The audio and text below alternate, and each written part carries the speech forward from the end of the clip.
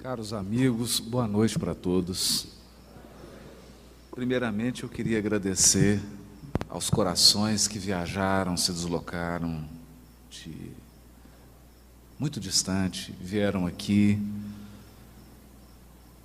para essas reflexões da noite de hoje e também para recebermos as bênçãos da espiritualidade superior, porque, como nos prometeu o Cristo, onde estiverem dois ou mais reunidos em seu nome, Ele estaria sempre entre eles. E a presença do Mestre, sobretudo quando refletimos no seu Evangelho de amor, de verdade, ela sempre se faz. Nós gostaríamos de agradecer também à Federação Espírita do Estado de Goiás, instituição pela qual eu tenho um profundo carinho e respeito, pelo convite, por ter organizado esse roteiro. Me sinto muito feliz de poder atender esse convite, e pela primeira vez nessa região do estado de Goiás, que é um estado que eu tenho um carinho muito grande, mas essa região é a primeira vez que eu venho. Então, agradecer aos espíritas e habitantes de Jataí e de todo o entorno das cidades vizinhas. Obrigado pelo carinho, pela recepção. Nós vamos refletir essa noite sobre um tema intrigante: as causas das aflições. Há um tempo atrás, nós escutávamos uma entrevista de um grande cientista, uma pessoa dotada de uma inteligência incomum, alguém até que se destacava na sua área de conhecimento pelas realizações e pelo talento intelectual de que ele era portador. Mas essa pessoa se dizia ateu e confessava ter rompido totalmente as suas relações com Deus e com a religiosidade, mas falava isso como uma pessoa séria. Não era alguém que debochava da religião, não era alguém que criticava a religião gratuitamente. Era alguém que de fato havia vivido uma experiência profundamente dolorosa, que deixara marcas e cicatrizes na sua alma, e que então, nas suas reflexões, utilizando aquilo que a sua inteligência podia dispor naquele momento, tomara a decisão de romper com tudo que dizia respeito à religiosidade e espiritualidade. E quando perguntado do porquê, por que ele rompeu com a religião, ele disse de maneira muito sincera: rompi porque a religião não explica a dor. E se há um Deus, se de fato existe um Deus, Ele não poderia permitir certas dores que ocorrem com algumas pessoas. A sua fala, então, era quase que um desabafo, era quase que um pranto de alguém magoado com a vida, de alguém que de fato sofrera um golpe muito profundo e muito duro da vida, e que se fez uma pergunta: se Deus verdadeiramente existisse, por que Ele permitiu que isso acontecesse comigo? Essa talvez seja a grande questão da humanidade, e não tem como fugir dela. Nós podemos talvez dar respostas provisórias, superficiais, mas chega um momento em que cada um de nós passa por uma situação de perda, de dor, de sofrimento, e então surge essa pergunta. Em muitos, até mesmo uma dúvida, em outros, até uma crise de fé, uma crise existencial. Por quê? Se a dor fosse uma safra de soja, parece que Deus distribuiu os grãos de modo desigual. O certo é que quando nós examinamos a vida, do berço ao túmulo, parece que alguns receberam uma cota maior de sofrimento, ao passo que outros, uma dose mais generosa de felicidade e de sorte. Outro ponto que nos chama a atenção é que algumas pessoas, já recém-nascidas, enfrentam um caminho árduo e doloroso. Mal chegam ao mundo e já se deparam com um sofrimento extremo. São crianças recém-nascidas, que passam por cirurgias, que enfrentam um câncer, ou que vêm até mesmo a falecer por uma doença. Poderíamos pensar nos assassinatos, nas perdas afetivas, na desencarnação de um ente querido, num revés financeiro, nas situações mais diversas. Parece que chega um dia em que nós teremos que encarar face a face a dor. E parece que algumas criaturas, desde o dia que nasceram até o dia do túmulo, encaram a face da dor todos os dias. A pergunta é: por quê? Se Deus existe, Ele vê a dor? Ele acompanha? Se Ele acompanha, por que permite?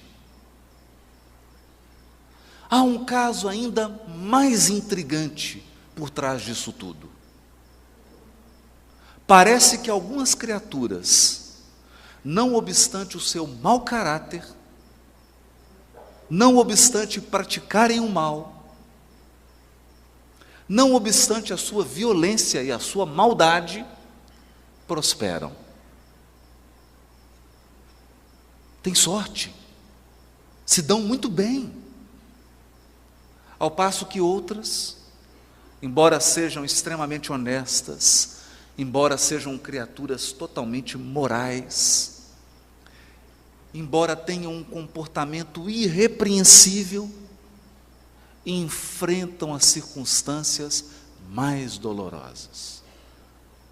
Surge então a inevitável pergunta: se Deus existe, e se Ele é justo, porque Ele permite que os maus tenham sucesso e os bons sofram?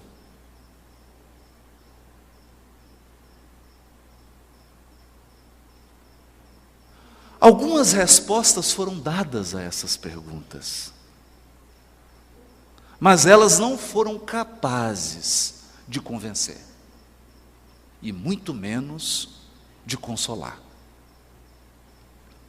Dentre essas respostas, uma merece destaque.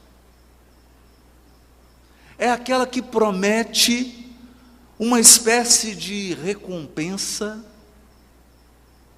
ou de um reequilíbrio num paraíso, num destino após a morte.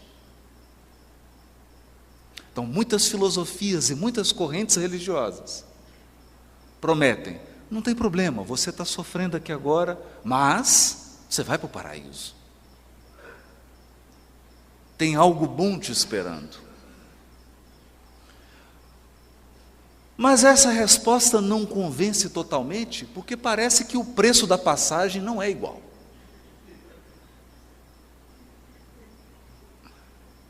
Alguns pagam caro para entrar nesse trem que conduz ao paraíso. Sofrem desde o nascimento. E outros têm uma vida normal e vão para o paraíso. Para o mesmo hotel. 5 estrelas, igual. Onde estaria a justiça de Deus?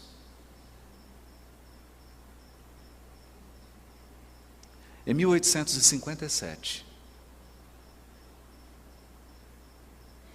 o governador espiritual do Terra delibera que enviaria ao mundo o Consolador prometido, cuja missão seria esclarecer a mente humana e consolar os corações que sofrem. Como? Dando explicações racionais, claras,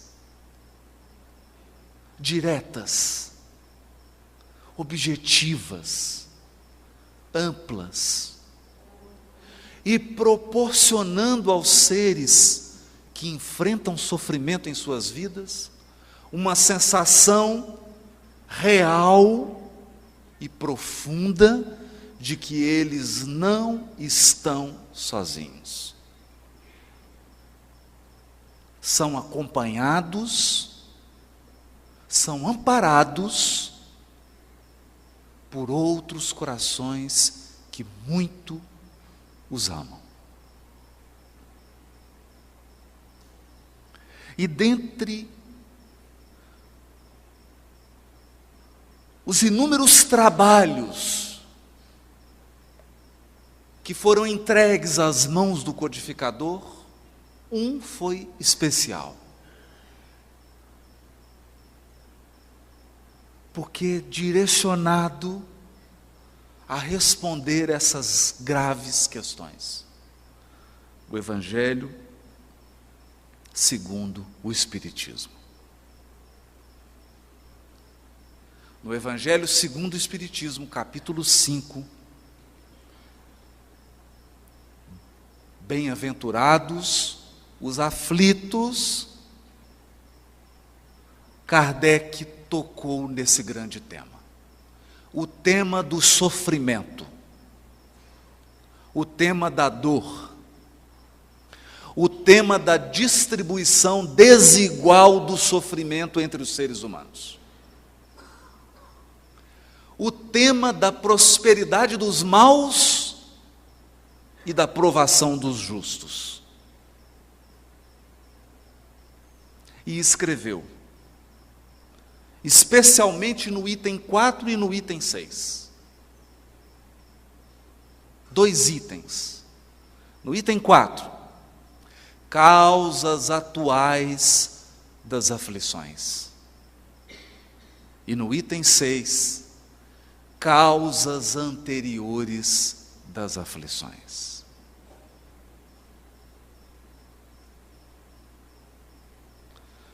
Como se tivéssemos 2 grandes celeiros para fazer a colheita.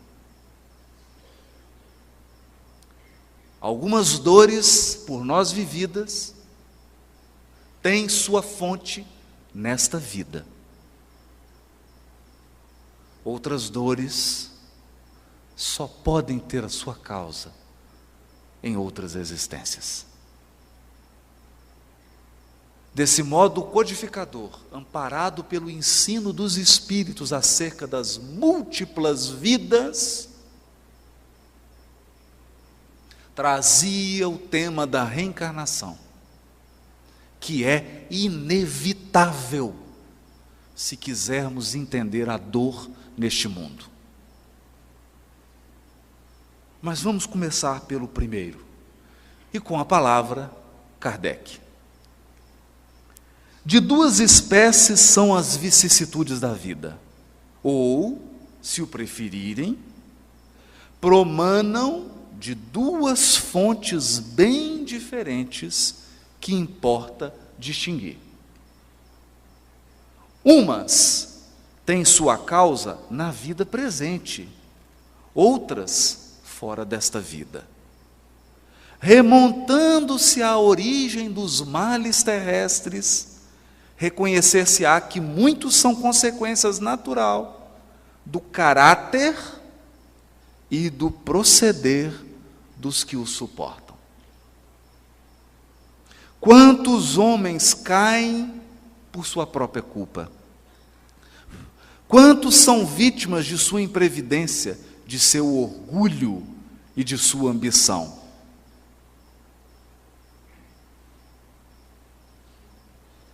Aqui,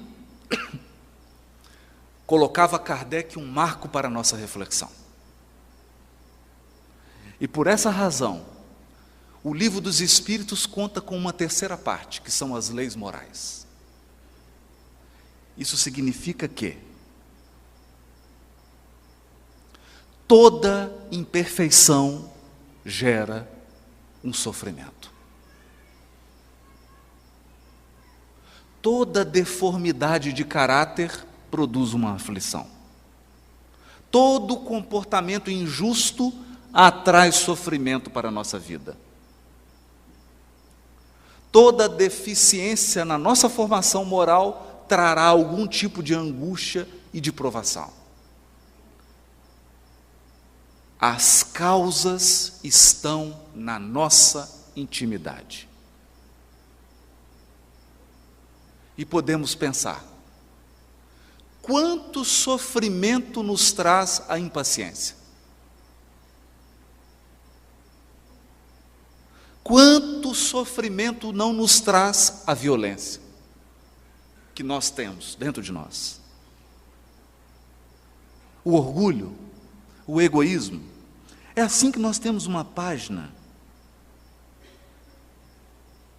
extraordinária do Espírito Emmanuel, que está no livro Religião dos Espíritos.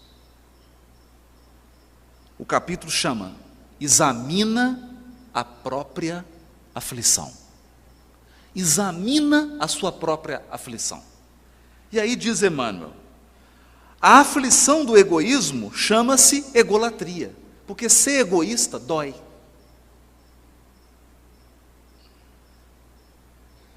A pessoa pode pensar que não, mas sofre. Sofre por quê? Porque a felicidade está em compartilhar, não está em usufruir sozinho.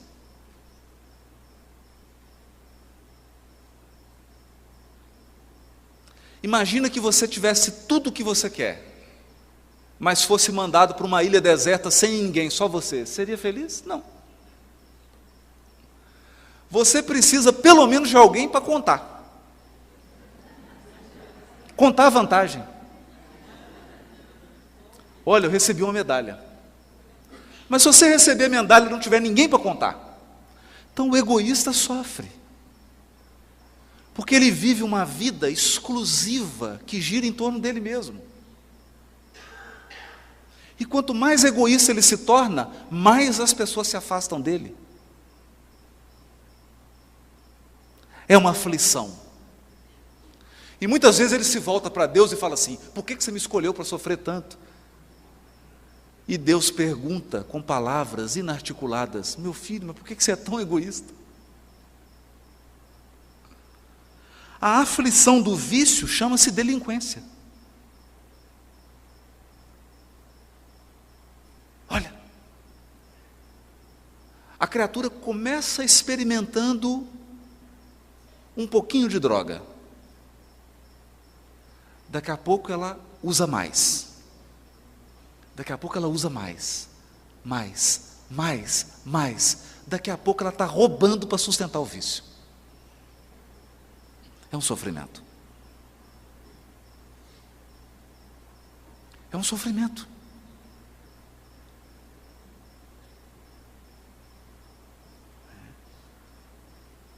A aflição da agressividade chama-se cólera. E a cólera só faz mal para a pessoa. Prejudica o fígado, ataca o estômago, afeta o sistema nervoso e o pior de tudo, dá pé de galinha. Te deixa mais velho com mais ruga. A aflição do crime chama-se remorso. Porque ninguém foge da própria consciência. A aflição do fanatismo chama-se intolerância. A aflição da fuga chama-se covardia. A aflição da inveja chama-se despeito. O invejoso sofre tanto que, primeiro, ele não consegue mais reconhecer valor no que ele tem e, pior, ele não consegue ser feliz com aquilo que ele já conquistou. É um sofrimento. A aflição da leviandade chama-se insensatez. Da indisciplina chama-se desordem. Tem criaturas que são tão indisciplinadas que a vida delas é uma loucura, é uma total desordem, porque eles não conseguem nem sequer chegar no horário de um compromisso. Tudo é difícil. Ele está sempre atrasado, ele está sempre afoito, ele nunca acha as coisas, porque nunca põe no lugar. É um sofrimento. Quem sofre mais é a própria pessoa. Por isso Chico dizia, a disciplina não é uma grade, não é uma prisão. A disciplina é a chave da porta, porque você entra e sai quando quiser. A aflição da brutalidade chama-se violência. A aflição da preguiça chama-se rebeldia. Da vaidade chama-se loucura. A aflição do relaxamento chama-se evasiva. A aflição da indiferença chama-se desânimo. A criatura indiferente não se importa com nada. Daqui a pouco ela é tomada por um tédio insuportável. Porque ela não consegue se importar com as coisas. E nós precisamos de gostar das coisas. Você precisa ter alguma coisa que você goste. Você precisa fazer alguma coisa ou gostar de alguma coisa que você faz. Porque senão você sofrerá do tédio. A vida perde o sentido. Você perde o rumo. É um sofrimento. É uma aflição. A aflição da inutilidade chama-se queixa. Aqui de Emmanuel é duro, porque ele está dizendo, quanto mais inútil uma criatura, mais ela reclama. Quem mais reclama é quem menos faz. Porque quem mais faz não tem tempo de reclamar. A aflição do ciúme chama-se desespero. E aqui nós pensamos, quantas criaturas chegam até mesmo a suicidar pelo ciúme? É um sofrimento terrível. A aflição da impaciência chama-se intemperança. Porque quem é impaciente perde a medida. Perde a medida. Exagera em tudo. A aflição da sovinice chama-se miséria. Chama-se miséria. Sovinice é pão duro. Estou traduzindo aqui o Emmanuel. Porque quanto mais sovinice tem uma criatura, mais ela se impõe uma vida de restrição.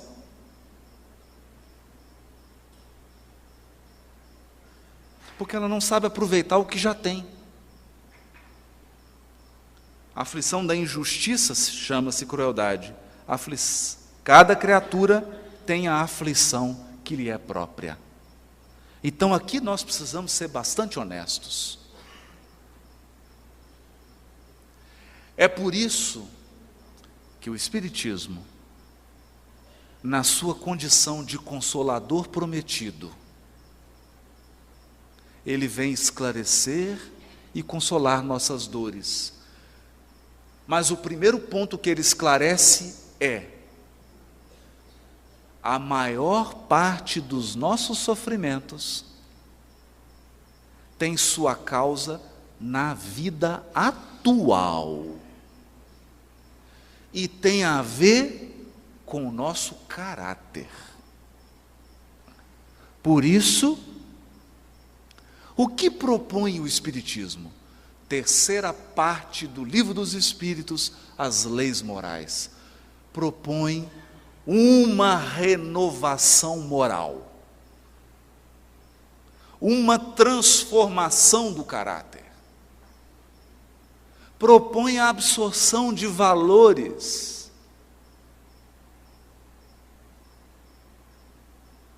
valores morais e espirituais, que pacifiquem o nosso coração, que nos dê sabedoria para viver bem. Viver bem. Essa é a primeira grande reflexão. Por isso, quando nós enfrentamos uma provação, quando enfrentamos um sofrimento, nós devemos nos perguntar: o meu caráter, a minha condição moral, contribuiu em quantos por cento para esse sofrimento?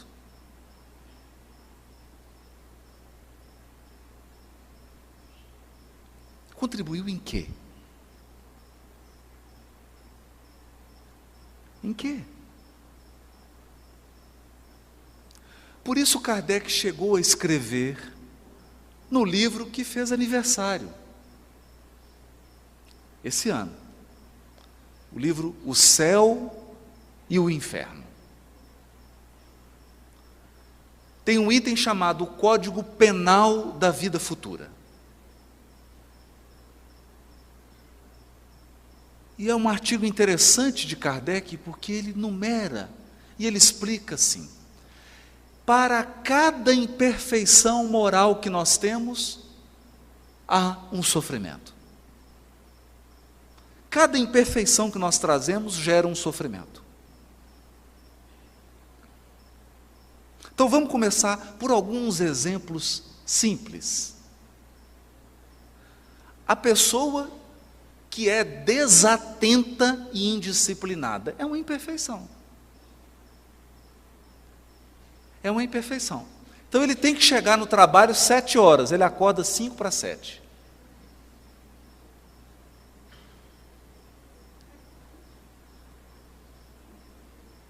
Em 3 minutos ele apronta, mas ele não sabe onde pôs a chave do carro.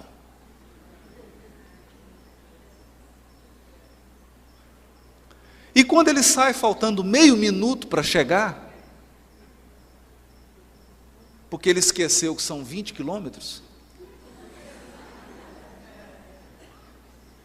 ele reclama que esse mundo não dá para viver, porque tem trânsito. É um sofrimento. E a criatura já começa o dia amarga. Então ela já chega mal. Quando ela chega no trabalho, bom dia. Não, bom, só se for o seu, porque o meu...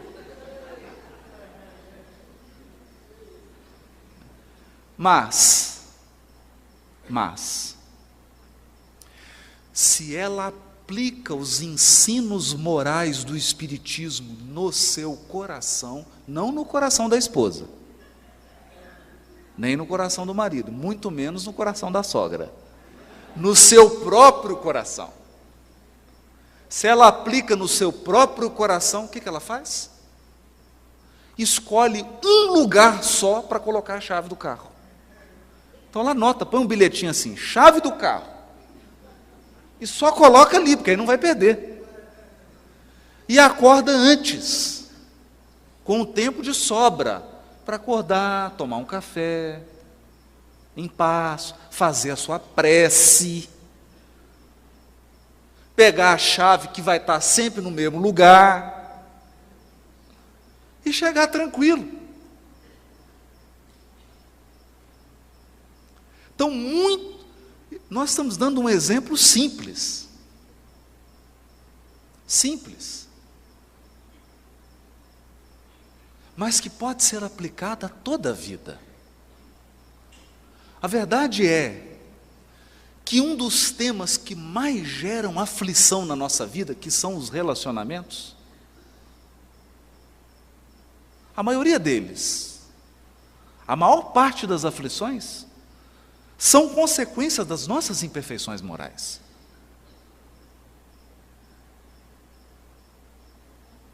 Das nossas imperfeições.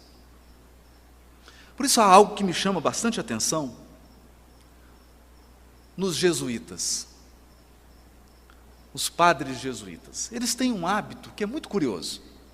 Chega no final do ano, eles dividem, naquela comunidade em que eles trabalham, grupos de 5, 10 pessoas. E aí aplicam um amigo oculto. Como é que é o amigo oculto deles? É assim. Por exemplo, são 5 pessoas. Cada um tem que fazer uma lista com 10 virtudes e 10 defeitos dos seus companheiros. Então são 5 pessoas, você tem que fazer 4 listas. Para as 4 pessoas. Você vai listar as virtudes e os defeitos dela. Então você escreve 4 listas e, portanto, você vai receber 4 listas. Né? Quando você recebe as suas listas, são as pessoas que convivem por você. Não está identificado, não pode identificar. Aí você fala, não, eu não tenho esse defeito. Está tendo algum equívoco. Embora esse defeito apareça nas 4 listas, não é possível que eu tenha esse defeito. Embora ele seja o primeiro das 4 listas, nós não enxergamos. Não enxergamos. Mas é comum também não enxergarmos as qualidades. Mas eu não sabia que eu tinha essa qualidade. Tem uma técnica interessante, mas cuidado para aplicá-la em casa. Isso pode gerar alguns problemas de relacionamento. É uma boa técnica, porque nós vamos percebendo aqueles elementos da nossa personalidade que geram muito sofrimento. Bom, eu vou dar um último exemplo para nós passarmos para outra parte. As causas anteriores das aflições. Mas antes gostaríamos de falar ainda um último caso das causas atuais das aflições. Hoje, toda vez que nós ligamos a televisão no jornal, alguém foi preso.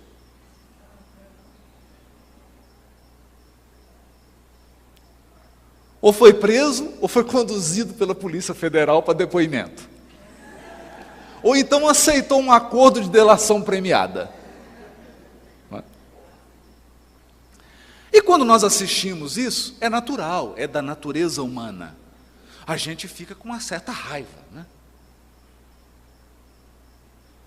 Alimenta. Mas é um absurdo.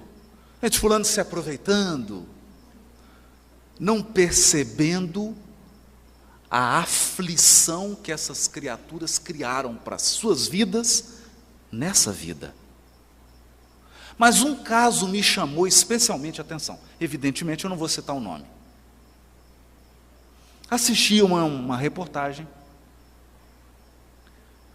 Isso já tem um tempo.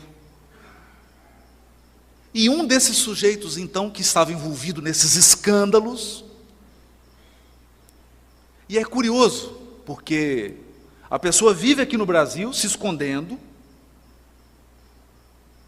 mas tem 20 milhões na Suíça. Ela não vai lá. Ela não vai viajar. Mas ela tem 20 milhões. É mais ou menos assim, eu digo, meu amigo, você tem 20 milhões, você não pode usar. Você vai viver até morrer sem usar, mas você tem o dinheiro, viu? Está lá.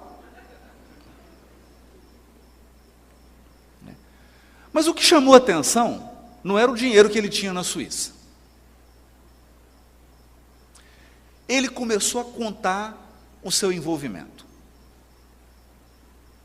Então diz que começou assim. Primeiro eram os encontros. Iam jantar em restaurantes muito sofisticados. E lá se combinavam propinas, etc, etc, etc.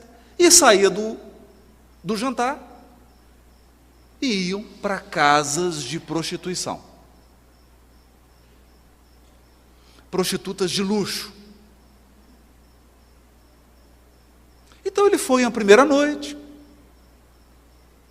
foi a segunda, a terceira, a quarta, a quinta, a sexta, 25ª, 130, 140 vezes, até que ele chegou, isso ele confessando, a uma situação. Todo dia ele precisava ir.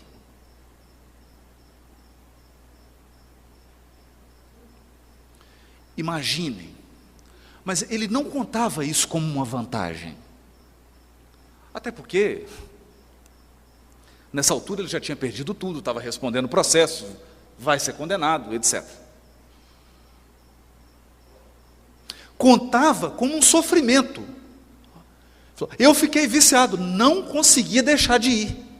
Então eu tinha que cada vez mais conseguir propina para pagar o valor altíssimo das boates de luxo. Todos os dias. Mas a situação se agravou. Porque é assim, o mal ele é exponencial.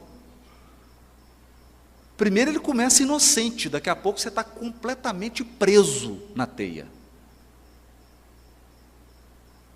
Chegou um momento que ele não só tinha que ir todo dia, como ele chegava às 7 horas da noite e saía às 6 horas da manhã. Chegava às 10 horas da noite e saía às 5 da manhã, todos os dias. É um vício. Um vício. Aquilo já era um sofrimento. Porque aquele indivíduo já estava tão envolvido naquela situação, que ele não tinha mais força, não conseguia tirar força dentro dele mesmo para sair daquela situação. É um sofrimento, é uma aflição. Mas essa é uma aflição que tem sua causa na intimidade da criatura, nas suas deficiências morais. Daí a proposta renovadora do Espiritismo. E por isso Emmanuel tem uma frase dura, mas pedagógica. Ele diz assim: mais vale chorar sob os grilhões, sobre as algemas da resistência, do que sorrir sob os narcóticos da queda. Porque quem está em queda moral está sempre sorrindo. Ninguém que está se complicando moralmente está triste. Vai ficar depois. Mas enquanto está caindo, está sorrindo. Porque está sob o efeito de uma droga moral.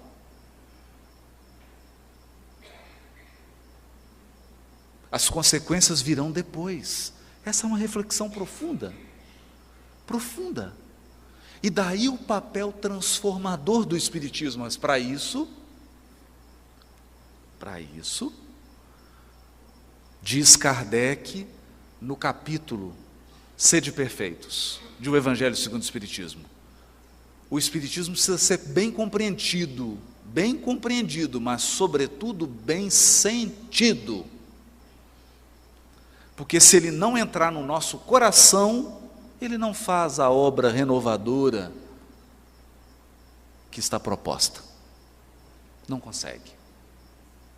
Mas, continua Kardec no item 6 do capítulo 5, Bem-aventurados os aflitos. Mas, se há males nesta vida cuja causa primária é o homem, outros há também aos quais, pelo menos na aparência, ele é completamente estranho e que parece atingi-lo como que por fatalidade. Tal, por exemplo, a perda de entes queridos, a perda daqueles que são o amparo da família, tais ainda os acidentes que nenhuma previsão poderia impedir, os reveses da fortuna que frustram todas as precauções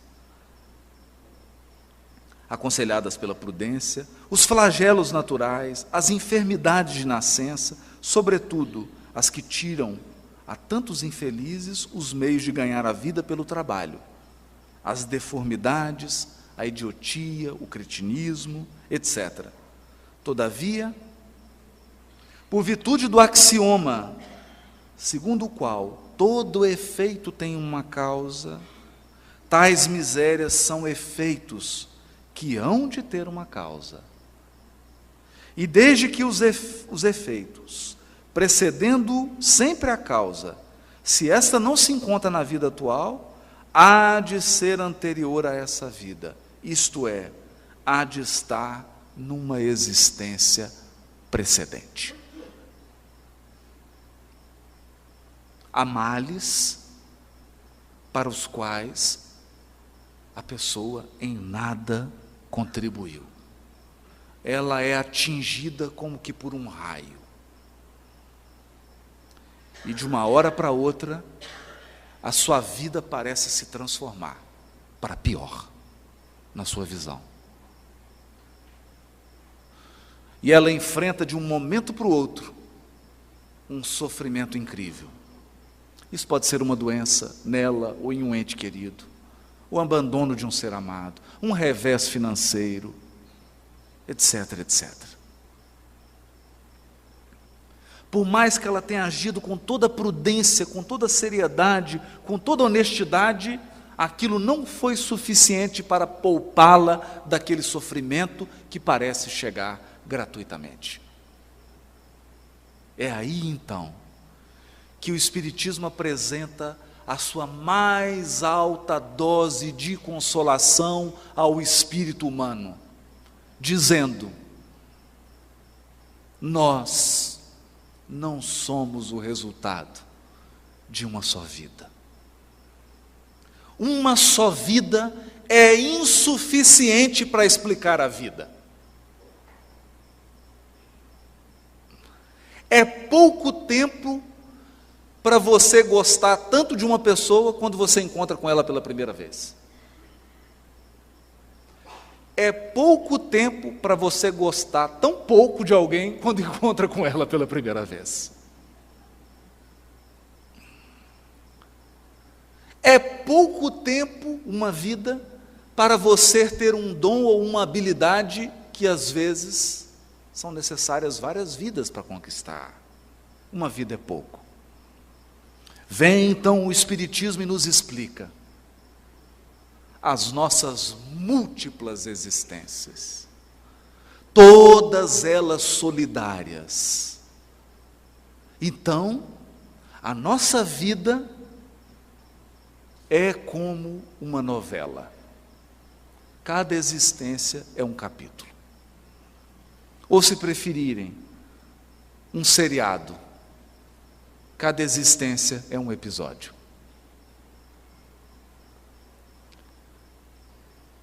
Talvez você esteja reencontrando hoje, em Jataí, alguém que você prejudicou há 700 anos atrás.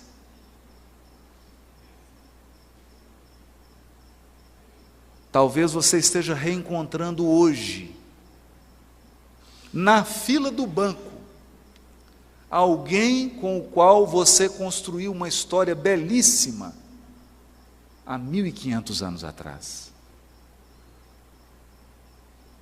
Talvez hoje você esteja vivendo uma situação de dor para a qual você foi preparado há 2000 anos e só agora você tem condição de suportar. as existências são solidárias, elas se unem, e nós não podemos cometer o equívoco de avaliar uma criatura pelo corpo. Você olha uma criancinha de 2 aninhos de idade, fala, mas ela só tem 2 aninhos, é porque você está olhando apenas para o corpo. Há ali um espírito imortal, herdeiro de centenas e centenas de existências, cheios de experiências boas e ruins, com imperfeições e com virtudes, com habilidades e com inabilidades, e que nasceu com um propósito. Com um propósito. É aí que nós nos lembramos do livro Ceifa de Luz, capítulo 27, também psicografado por Chico Xavier, onde Emmanuel esclarece: no limiar do berço, pede à alma dificuldades e chagas, amargores e cicatrizes. Entretanto, recapitulando de novo as próprias experiências no plano físico, torna a concha obscura do egoísmo e da vaidade, enquistando-se na mentira e na delinquência. Aprendiz recusando a lição, ou doente abominando o remédio. Em quase todas as circunstâncias, o ser humano persegue a fuga que lhe adiará indefinidamente as realizações planejadas. Porque nenhum de nós nasce sem um planejamento. E esse planejamento é simples: tornar-se melhor quando você for embora do que você era quando chegou. Isso implica eliminar imperfeições e vícios. E muitas vezes, para eliminar essas imperfeições e vícios, ou débitos, você terá que passar por aflições.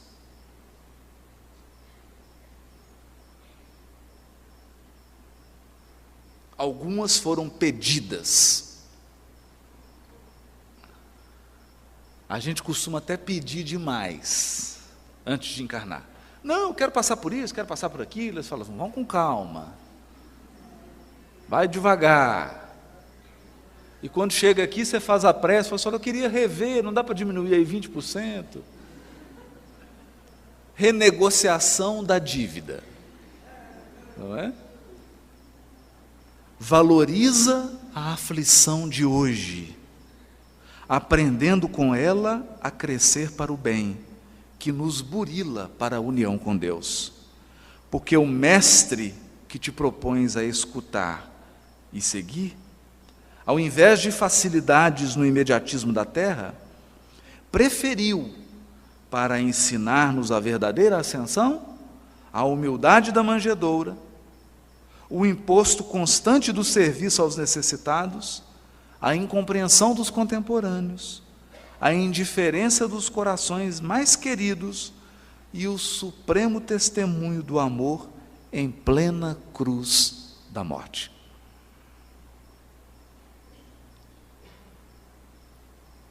A verdade é que nós podemos dizer que para enfrentar as aflições que têm suas causas em vidas anteriores, nós precisamos permitir que o Espiritismo entre no nosso coração. Porque se ele entrou só na sua cabeça, você não fica de pé. Não fica de pé. No momento do sofrimento extremo, não adiantam palavras. Não adianta explicações. Você não pode chegar num velório para uma mãe que está enterrando um filho de 2 anos e dizer para ela: olha, deve ser algum débito dele. Ou fazer uma palestra de meia hora no velório. Isso não alimenta a alma. É por isso que Emmanuel nos diz: a inteligência sozinha é como uma placa no deserto indicando a direção. O peregrino sedento e desorientado lê a placa e se orienta, mas morre de sede no caminho. O sentimento, a bondade e o amor sozinho é como um poço de água no deserto. O peregrino sedento e desorientado vem e mata a sua sede, mas se perde porque está desorientado. Então é preciso conjugar a placa e o poço de água, esclarecer e consolar. Nos momentos em que nós encontramos as aflições cujas causas estão em nossas vidas anteriores, nós precisamos de consolo. Precisamos de alimento para o coração. Você precisa de força, de coragem. E isso, só quem ama é capaz de proporcionar. Em alguns casos, somente a prece.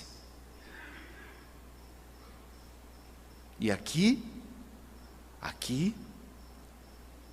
é a experiência verdadeira da religiosidade.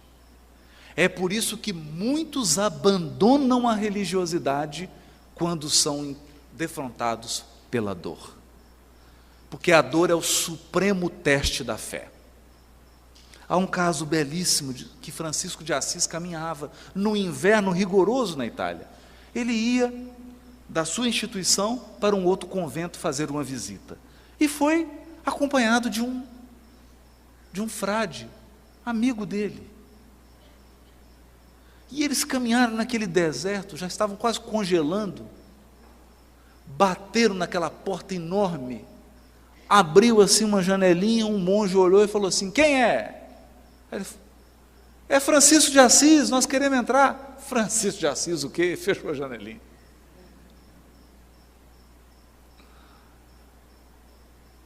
O monge que estava do lado de Francisco de Assis sentou na neve e começou a chorar. Agora nós vamos morrer. E Francisco de Assis começou a pular, ia cantar, ia brincar com a neve. Ele falou assim, ficou doido.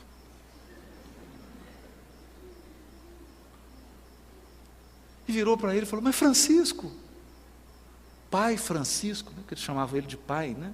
Pai Francisco, eu não estou entendendo. Será que o senhor não está vendo que nós vamos morrer?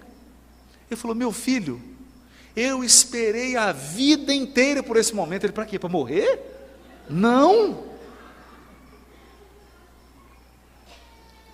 Você não percebeu que agora não tem nenhum ser humano que possa nos ajudar? Ele falou: claro, por isso que eu estou chorando.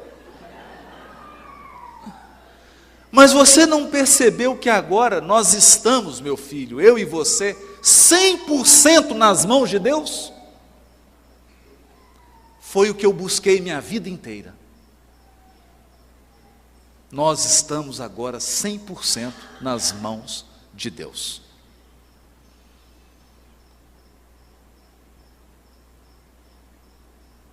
É claro, ele não morreu congelado. A porta se abriu, outra pessoa chegou. E eles se identificaram e entraram. Mas a questão é: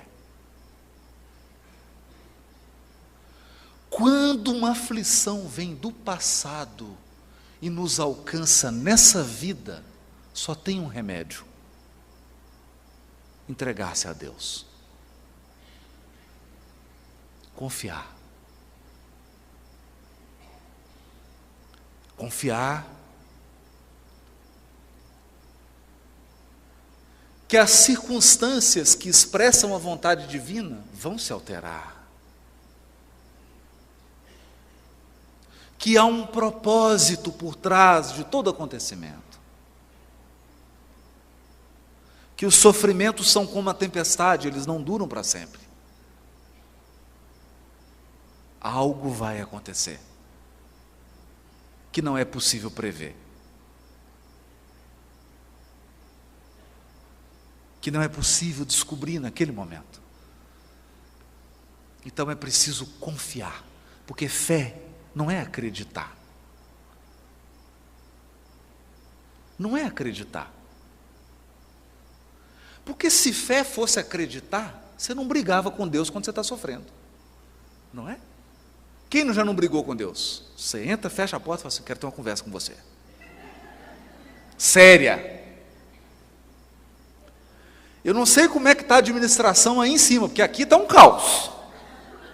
Eu não sei como é que está aí em cima, mas eu estou achando que estão mandando promissória aí para mim, mas é para um nome igual ao meu.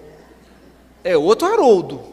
Pegaram tudo quanto é coisa de Haroldo aí, estão achando que só tem um Haroldo no mundo. E mandaram tudo. Então eu queria fazer uma reclamação formal. E a gente briga. Então fé não é acreditar. Você briga com Deus, fica com raiva, fica revoltado. Fé é confiar.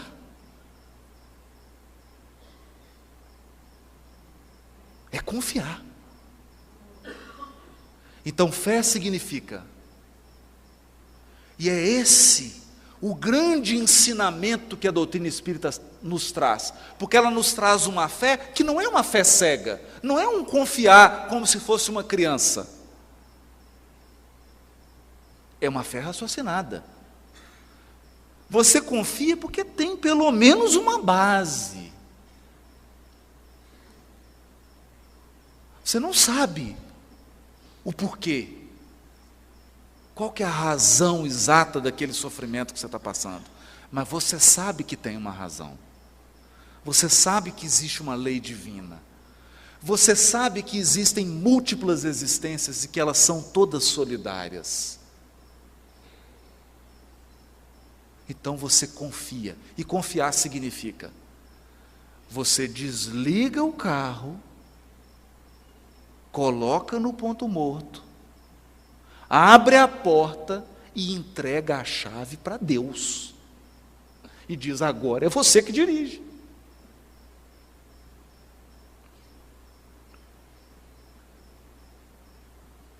Está nas suas mãos.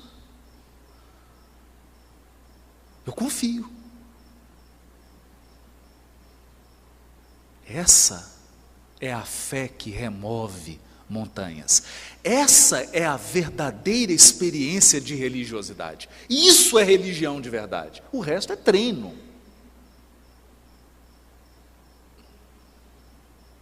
É treino.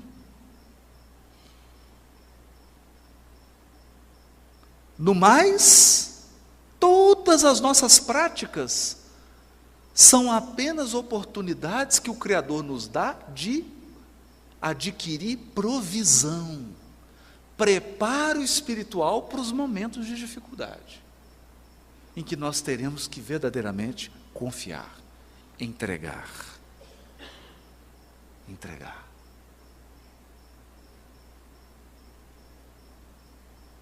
E assim, por circunstâncias que nem sempre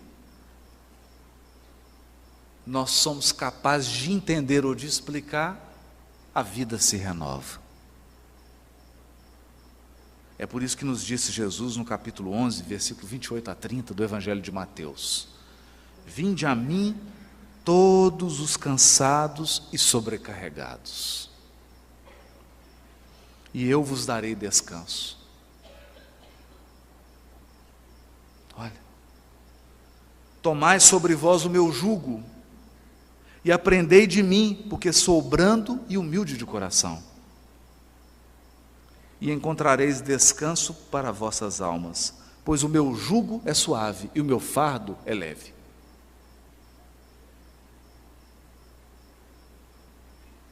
Qual que é o jugo de Jesus? O jugo era aquela madeira que era colocada no boi, no jumento, para ele poder arar a terra. O que aquilo faz? Aquilo não deixa você ir para outro lado, você só vai naquela direção que você está sendo conduzido. O jugo do Cristo é o conteúdo moral da sua lição. E o que isso significa? É o remédio para as causas atuais das aflições. Você quer diminuir 70% dos sofrimentos da sua vida? Evangeliza seu coração. Isso é aceitar o jugo de Jesus, a orientação dele. Agora, não é fácil. Não é fácil. Nós temos o célebre caso que o Chico chega em casa e ele sempre gostou muito de animal, sempre gostou muito de cachorro, principalmente. E tinha um cachorro que era a alegria dele, então ele chegava tarde da noite da atividade, e o prazer dele era alimentar o cachorro. Adorava, né? E o bichinho fica quase que um membro da família, né? Mas o cachorro adoeceu e alguém quis ajudar. Falou, não, coitado do Chico, vou resolver isso, vou matar esse cachorro. Não é? Então imagina, você tem lá seu bichinho de estimação, ele fica doente, fala, nossa, eu estou com tanta dó do fulano, eu gosto tanto dele, vou acabar com esse sofrimento dele, mata o cachorro. O Chico chegou, o cachorro morto, e descobriu que era a pessoa. E aí o Chico ficou magoado. Ficou magoado. E o tempo passou, e a mágoa ficou ali no coração. Até que um dia Emmanuel chamou ele, falou, olha Chico, temos que conversar uma coisa séria. Você está com uma mágoa no coração e isso está gerando uma nuvem escura ao redor do seu peito, no chakra cardíaco, e está atrapalhando as atividades mediúnicas. Meu Deus, Emmanuel, o que eu faço então? Você vai fazer o seguinte, sabe quem matou o cachorro, né? Sei. Você vai descobrir o que essa pessoa mais gostaria de ganhar e vai comprar para ela. Ele falou assim, não, você está brincando. O senhor não pode estar falando sério. A pessoa me ofendeu, matou meu cachorro, e só quer que eu dê um presente para ela. Ele falou assim, mas Chico, a receita não é minha, é do Cristo. É o jugo de Jesus. E aí o Chico foi descobrir o que a pessoa queria ganhar. Era uma máquina de costura, caríssima. O Chico teve que comprar a máquina de costura, dar de presente, parcelou em 4 reencarnações a máquina. Porque ganhava muito pouco, a máquina era uma fortuna, várias vidas pagando a máquina. Na hora que ele entregou a máquina, a pessoa ficou tão feliz, que saiu uma luz do peito dela e eliminou toda a sombra que estava no peito do Chico. Nessa hora o Emmanuel apareceu e falou assim, viu Chico, a receita é do Cristo, perdoa. É o jugo. É o jugo. Porque você pode desenvolver um câncer por causa da mágoa.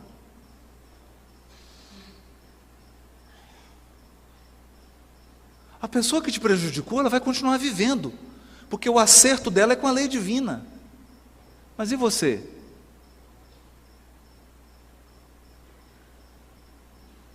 É o jugo. Então, meu jugo é suave. E o jugo do Cristo é suave. Por que é suave? Porque o duro é odiar. Perdoar é muito difícil, odiar é mais difícil ainda.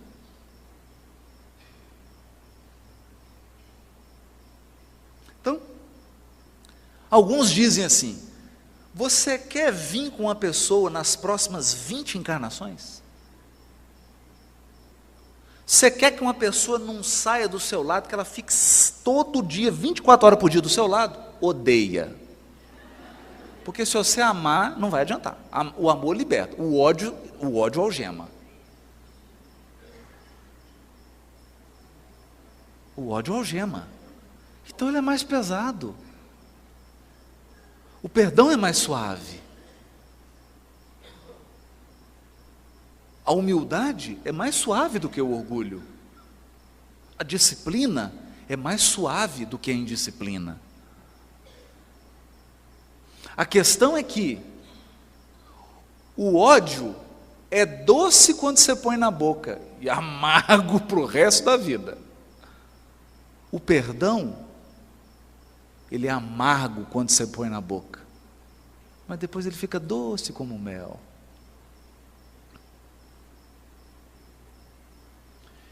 E o fardo do Cristo é leve.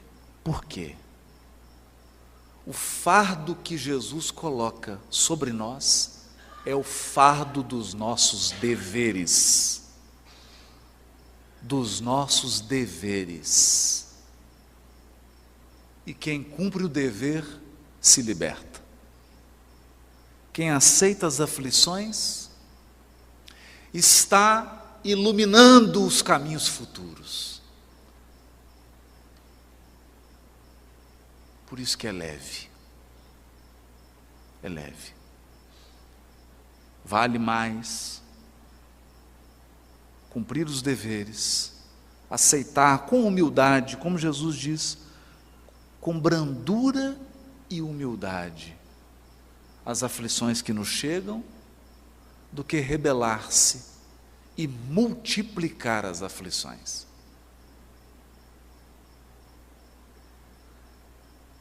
Essas são as lições do Espiritismo, que esclarecem e consolam o nosso coração. Mas uma coisa é certa: em nenhuma das aflições que nós passamos na vida, se nós tivermos a humildade e a brandura suficiente, nós sentiremos a presença dos seres espirituais que nos amam profundamente ao nosso lado. Nos momentos mais difíceis da vida, nós sentimos a presença mais intensa desses corações. Mas é preciso brandura e serenidade para perceber a presença deles. Nenhum de nós está enfrentando as suas aflições sem o amparo.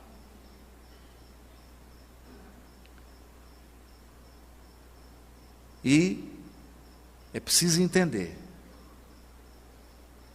Eu gostaria de encerrar contando uma pequena experiência vivida. Depois de um grande sofrimento experimentado, eu ia pelo carro discutindo com Deus. Era uma discussão assim até pacífica. Não era propriamente uma briga. Mas eu tentava entender o porquê. E num determinado momento, eu pensei, eu estou desamparado.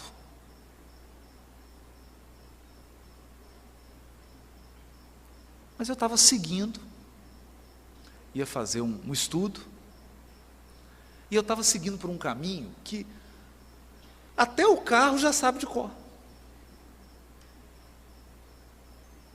Quer dizer, de olho fechado eu vou. Não é que eu errei. Tinha que virar para a esquerda, eu prossegui. Quando eu percebi, eu entrei num beco, era de noite. E eu achei estranho, porque a rua foi estreitando, quando eu vi, não passava o carro. E eu tive que voltar 1,5 km de ré. para depois que eu voltasse do beco, voltasse para a avenida, tentar jogar no celular para achar, porque eu fugi completamente do caminho, aí eu entrei por uma questão do bairro lá, que eu já não sabia como sair. Na hora que eu estava dando ré, eu só percebi nitidamente, como se alguém me dissesse: só para você experimentar um pouquinho de desamparo. Você achou que estava desamparado? Isso aqui é só para você experimentar 3 segundos de desamparo. Eu falei: já está bom, chega, está ótimo. Volta o amparo, estou feliz, já entendi. Dei a ré e voltei. Eu estava simplesmente a uns 500 metros do lugar que eu tinha que chegar. Era só uma questão de perspectiva. Estava num quarteirão para trás, que era completamente diferente. Estava de noite. Mas, aí sim, eu pude perceber que o amparo que os amigos espirituais nos dão é um amparo sutil, é presença. Presença. E o que é presença? Presença é assim: uma mãe chegou para Chico Xavier. O Chico atendia mães que perderam filhos há mais de 15 anos.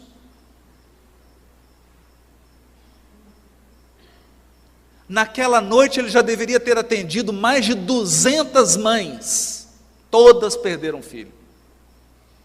Essa mãe chegou diante do Chico e disse: eu perdi meu filho. Começou a chorar. O Chico abraçou ela e começou a chorar.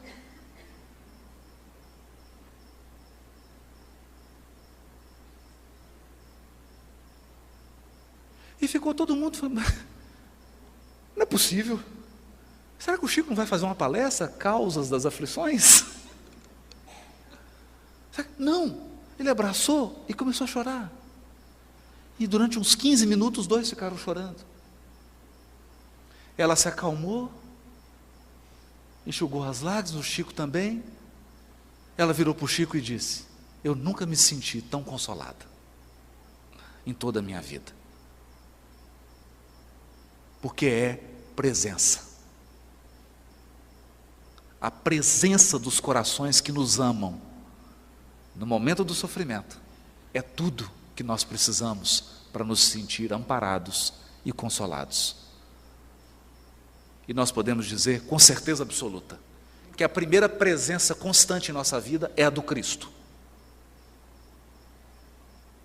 E junto a Ele, dos corações que nos amam e que torcem para que nós cheguemos do outro lado, com o cumprimento dos nossos deveres, com o coração brando e sereno, por termos aceitado a condução do Criador nas nossas vidas. Muito obrigado e boa noite para todos.